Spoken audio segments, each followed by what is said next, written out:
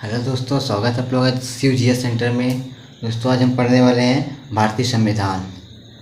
तो आइए जानते हैं भारतीय संविधान होता क्या है। दोस्तों, जिस प्रकार से कोई बुक होता है, मान लीजिए आर एस अग्रवाल, उसमें होता है लेसन होते हैं और लेसन का नाम होता है, और लेसन के नाम में जो पेज नंबर होते हैं, पेज नंबर भी होते हैं। उसी प्रकार हमारा भारतीय संविधान होता है। भारतीय संविधान सभी के लिए 12 कानून को भारतीय संविधान कहते हैं, और इसमें 22 भाग हैं और 395 अनुच्छेद हैं। तो आइए पढ़ते हैं भारतीय संविधान। भारतीय संविधान मतलब भारत के सभी निवासियों या नागरिकों को सभी के लिए बराबर कानून रहेगा, जिसे भारतीय संविधान कहते हैं। इसमें 22 लेसन होते हैं और 395 अनुच्छेद होते हैं। तो आइए देखते हैं भारतीय संविधान। इसमें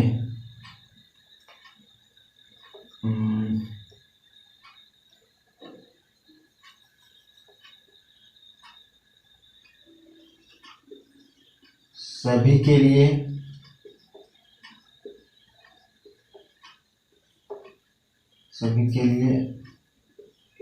बराबर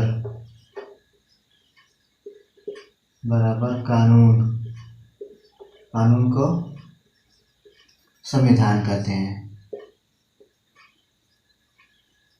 संविधान कहते हैं। इसमें 22 सेक्शन जो होते हैं, इसमें 22 जिसे भाग करते हैं, इसमें 22 भाग और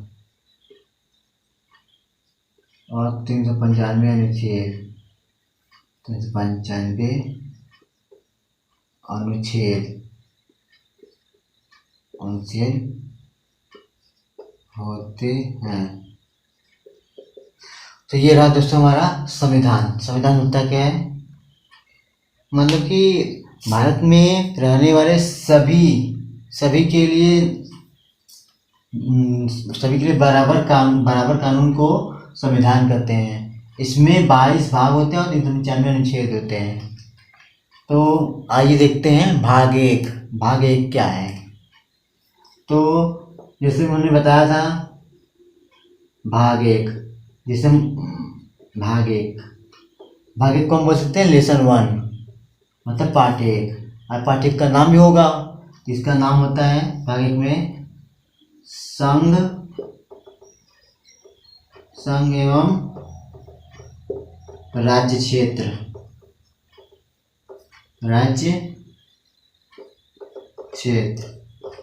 अब जाहिर सी बात है कि आप लोग को जानते ही होंगे कि ये पार्ट 1 हो गया और उसका पार्ट का नाम हो गया, तो उसका पेज नंबर भी होगा।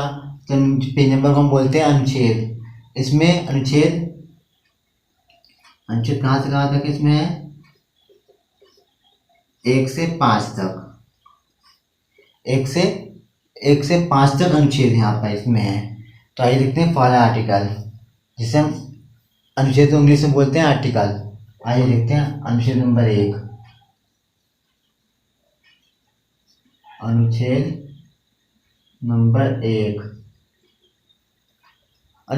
1 क्या कहता है कि जो हमारा भारत देश जो है, मतलब भारत राज्यों का संघ है। भारत राज्यों का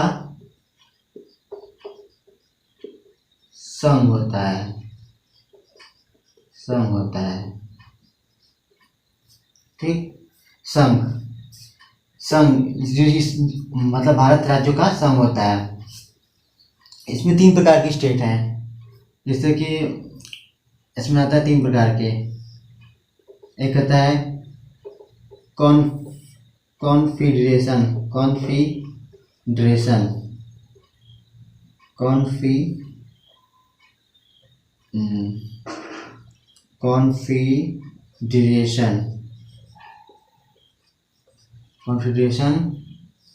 दूसरा आ जाएगा फेडरेशन।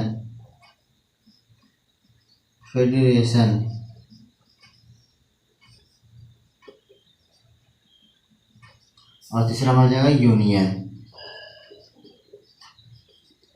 इस कॉन्फेडरेशन को बोलेंगे हम परिसंघ। और इस फेडरेशन को बोलेंगे हम संघ, और यूनियन को भी संघ बोलेंगे हम।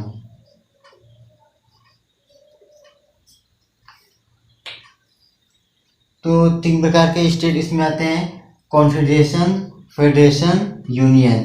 तो हमारा भारत यूनियन है। हमारा भारत यहाँ पे जैसे कि किसी भी एग्जाम में पूछेगा कि भारत राज्यों क्या है, इसमें ऑप्शन दिया रहेगा संघ, यूनियन दिया रहेगा, तो आप संघ नहीं लगाएंगे, यूनियन लगाएंगे, क्योंकि यहाँ पे यूनियन, हमारा भारत जो है राज्यों का यूनियन होता है। आइए हमको समझाते हैं कि ये परिसंघ, संघ क्या होते हैं। तो परिसंघ वह राज्य, मतलब कि परिसंघ वो होता है कि छोटे छोटे राज्य मिल करके और अपना कुछ शक्तियाँ केंद्र सरकार को देके एक देश का निर्माण करती हैं, जिसे हम परिसंघ कहते हैं। परिसंघ मतलब परिसंघ में आने वाले देश आसानी से जुड़ सकते हैं। तो ये आज फेडरेशन देखते हैं। फेडरेशन भी, इसमें भी छोटे छोटे राज्य मिलकर के देश का निर्माण करते हैं और कुछ शक्तियाँ केंद्र सरकार देती है, कहती है इनका प्रयोग करिए। फेडरेशन में भी आने वाले देश मतलब आसानी से जुड़ सकते हैं। यूनियन में आता है हमारा भारत, जो कि मतलब कि इसमें जितने भी राज्य हैं, उत्तर प्रदेश, बिहार, जम्मू कश्मीर, राजस्थान, गुजरात, जो जितने भी हैं भारत में राज्य, वो कभी भी अलग नहीं हो सकते हैं। मतलब वो अलग होकर स्वतंत्र देश नहीं बन सकते हैं, वो भारत से अलग हो ही नहीं सकते, क्योंकि यूनियन है। तो ये हमारा आर्टिकल नंबर 1 खत्म हुआ। आगे देखते हैं अनुच्छेद नंबर 2। अनुच्छेद 2 में क्या है कि संसद विदेशी राज्य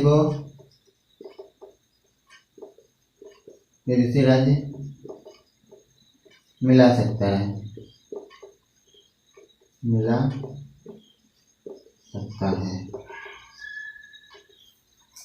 अनुच्छेद नंबर 2 में क्या है कि संसद विदेशी राज्य को भारत में मिला सकता है।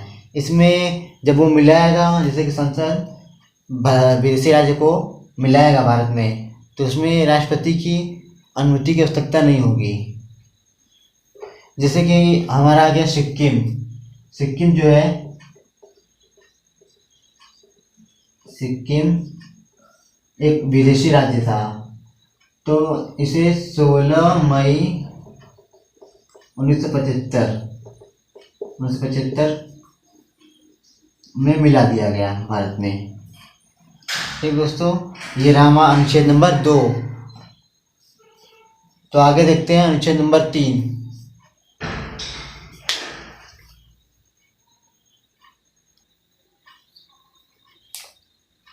तो आइए देखते हैं अनुच्छेद नंबर 3। अनुच्छेद नंबर 3, इसमें भी क्या होता है कि संसद वर्तमान राज्य में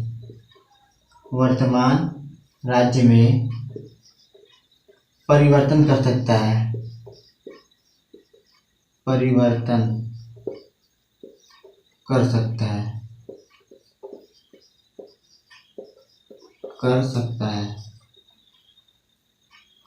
इस परिवर्तन का मतलब होता है कि कोई भी राज्य, जैसे कि हमारा होगा उत्तर प्रदेश से उत्तराखंड को अलग किया, मतलब कि किसी भी राज्य की सीमा और उसका नाम बदल सकता है संसद। इसमें भी राष्ट्रपति की अनुमति की आवश्यकता नहीं होगी। तो इसमें भी कुछ है, जैसे हमारा सिक्किम अलग हुआ था आर्टिकल नंबर 2 के तहत, और आर्टिकल नंबर 3 के तहत देखते हैं।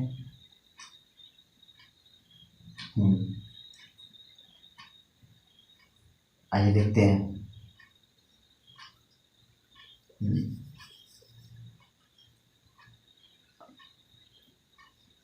ये संसद वर्तमान राज्य में परिवर्तन कर सकता है। आते हैं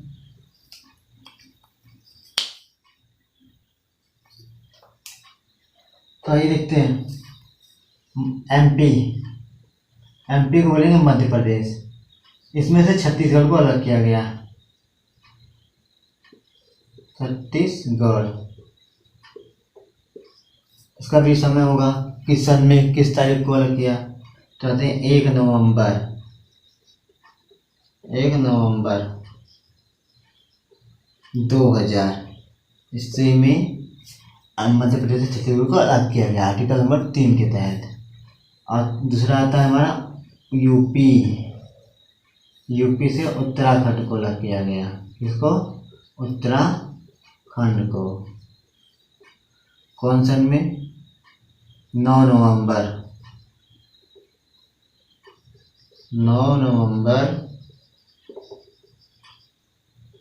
2000 ईस्वी में। और बिहार,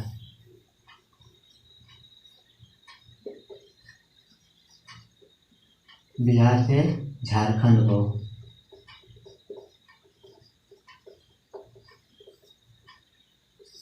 15 नवंबर को किया गया। 15 नवंबर,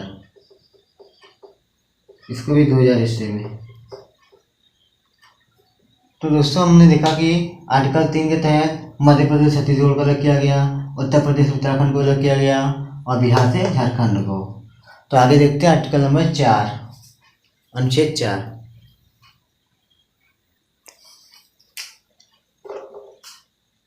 अनुच्छेद 4, इसमें क्या होता है कि संसद अनुच्छेद 2 या 3 का प्रयोग करेगा। 3 का प्रयोग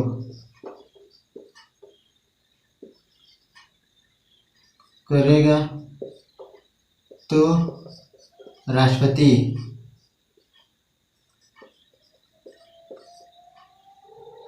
हस्तक्षेप नहीं करेगा। हस्तक्षेप नहीं करेगा, क्योंकि जो अनुच्छेद 2 और 3 हैं, इन्हें अनुच्छेद 368 से बाहर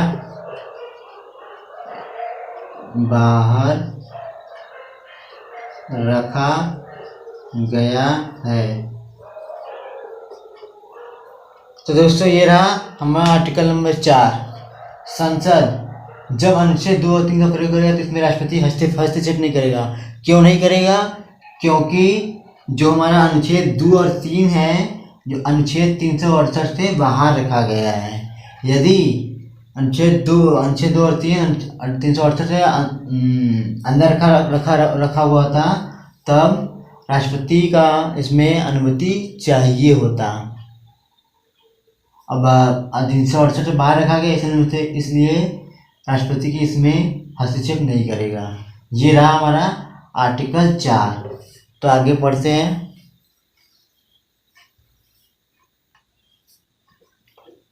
तो दोस्तों हमने 4 आर्टिकल पढ़ लिए, मतलब 4 अनुच्छेद पढ़ लिए। सॉरी दोस्तों, एक गलती हो गया, यहाँ पे हमने 5 लिख दिया, सॉरी। भाग 1 में अनुच्छेद 1 से 4 हैं। तो दोस्तों हमने 1 से 4 अनुच्छेद पढ़ चुके हैं। आगे पढ़ते हैं। तो दोस्तों आज़ादी के बाद जो हमारा भारत था, मतलब आज़ादी से पहले अखंड भारत था, मतलब भारत बहुत बड़ा था। इसमें पाकिस्तान, अफगानिस्तान, नेपाल सभी एक ही में थे। तो अखंड भारत जिसे कहा गया। तो अखंड भारत का कैसे विभाजन हुआ, आइए देखते हैं। अखंड भारत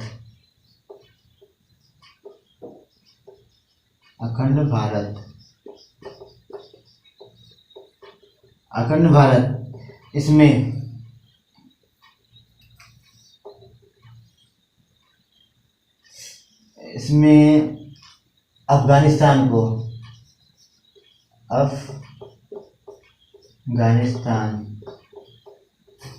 अफगानिस्तान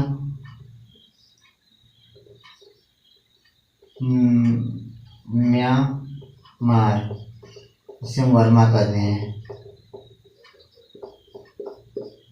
और ये हमारा था कैंसर, जिसे पाकिस्तान कर रहे हैं।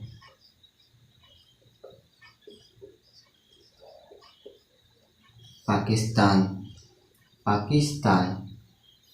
तो अफगानिस्तान, अफगानिस्तान को मतलब अफगानिस्तान 1893 ईस्वी में भारत से अलग हो गया, और ये 1935 ईस्वी में 1935 ईस्वी में भारत से अलग हो गया। और ये पाकिस्तान, पाकिस्तान तो जानते ही हैं 1947 ईस्वी में 1947 ईस्वी में अलग हो गया।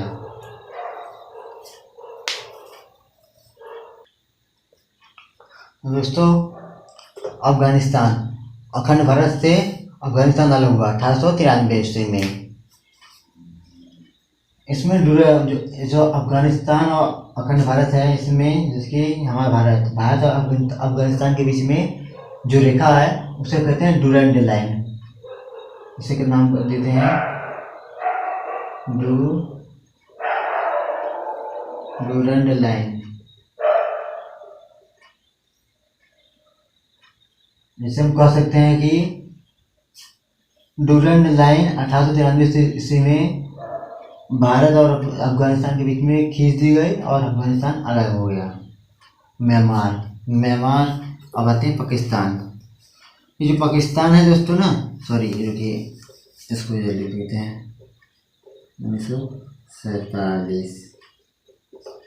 पाकिस्तान है, ये दो हिस्सों में बढ़ गया। पूर्वी पाकिस्तान, पश्चिमी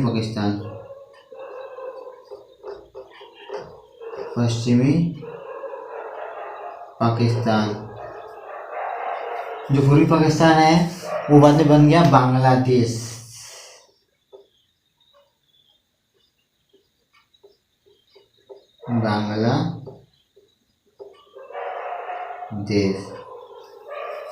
तो हम कह सकते हैं बांग्लादेश और भारत के बीच में जो रेखा है उसे हम कहते हैं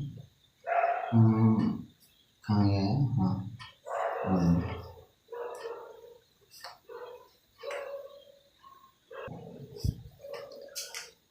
दोस्तों, जो पूर्वी पाकिस्तान है वो बाद में बांग्लादेश बन गया, और इस जो फिर भारत और बांग्लादेश के बीच में जीरो लाइन खींच दी गई। ठीक, ये पश्चिमी पाकिस्तान, जो कि पाकिस्तान बोलते हैं हम। तो पाकिस्तान और भारत के बीच में कौन सी रेखा है? रेड क्लिफ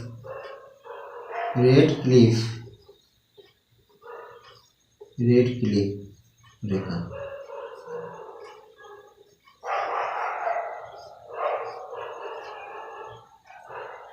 आइए दोस्तों समझते हैं अच्छे से। अखंड भारत आज़ादी से पहले भारत में अफगानिस्तान, म्यांमार, पाकिस्तान ये सभी भारत में ही थे, लेकिन आज़ादी के बाद मतलब नहीं, आज़ादी मतलब नहीं, देखिए इधर देखिए 1893 ईस्वी में अफगानिस्तान और भारत के बीच में डूरैंड लाइन खींच दी गई, जिससे कि अफगानिस्तान अलग हो गया। फिर आता म्यांमार, 1935 ईस्वी में म्यांमार भारत से अलग हो गया। और आता है फिर पाकिस्तान को मुस्लिम जनसंख्या के आधार पे अलग किया गया। पाकिस्तान को दो भागों में बांट दिया गया, पूर्वी पाकिस्तान, पश्चिमी पाकिस्तान। जो पूर्वी पाकिस्तान है वो बाद में बांग्लादेश बन गया। तो इस तरह से हम कह सकते हैं कि भारत और बांग्लादेश के बीच में जो रेखा होती है उसे जीरो लाइन कहते हैं।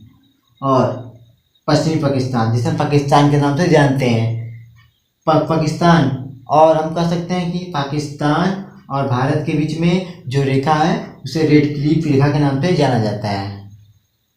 और पाकिस्तान 1947 ईस्वी में भारत से अलग हुआ। तो दोस्तों आज के लिए इतना ही। चलिए, जय हिंद।